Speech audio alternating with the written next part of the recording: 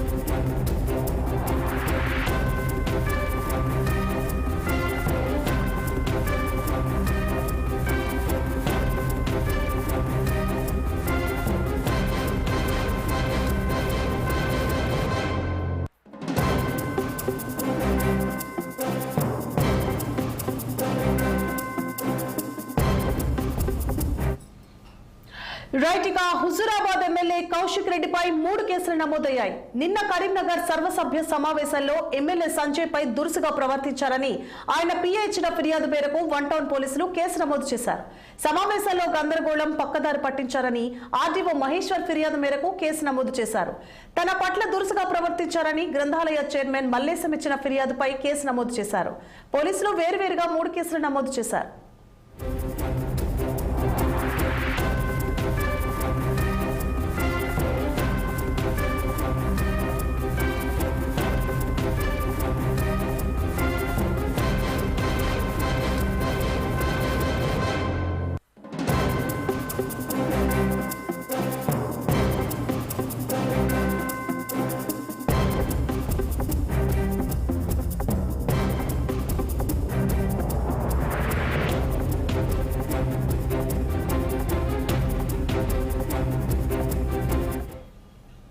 Right ఇక Huzurabad MLA పాడి కౌశిక్ రెడ్డిపై వేర్వేరుగా 3 కేసులు నమోదైనట్లుగా తెలుస్తోంది. ఇదే అంశానికి సంబంధించి మరింత సమాచారాన్ని మా ప్రతినిధి ప్రవీణ్ అందిస్తారు. ప్రవీణ్, అయితే నిన్న సమీక్ష సమావేశం కలెక్టరేట్ లో జరిగినటువంటి సమీక్ష సమావేశంలో కొంతవరకు గందరగోళ పరిస్థితి నెలకొందని చెప్పుకోవచ్చు. అయితే సంజయ్ కుమార్ మాట్లాడుతుండగా ఇది ఏ పార్టీ అని కౌశిక్ రెడ్డి నిలదీయడం జరిగింది.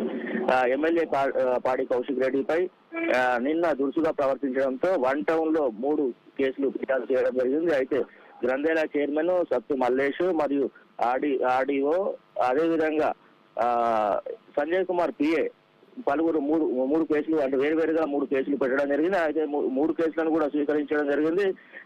ఎఫ్ఐఆర్ కూడా చేయడం జరిగింది. అయితే ఇదే అంశంపై రేవంత్ రెడ్డి కూడా సీరియస్ గా ఉన్నట్టు తెలుస్తున్నది.